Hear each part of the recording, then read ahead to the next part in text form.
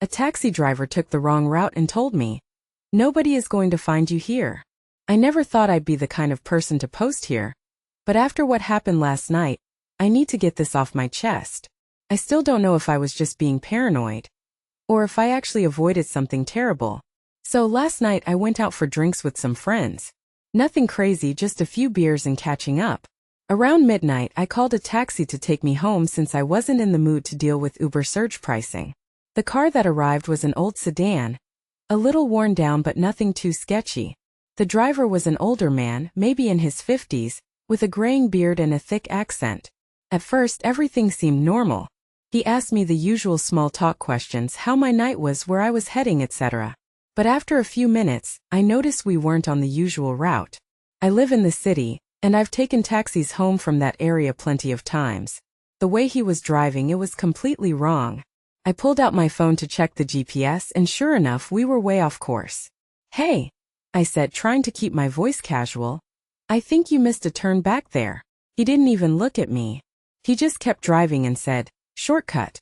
Less traffic." That's when I really started to feel uneasy. The roads were getting darker, less streetlights, fewer buildings.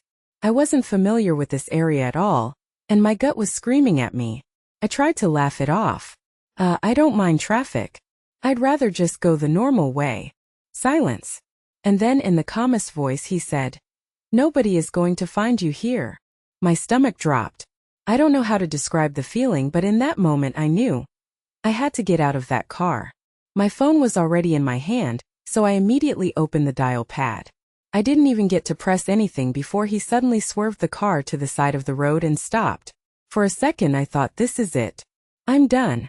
Then, just as suddenly, he let out a long sigh and turned to look at me for the first time. His face was completely unreadable.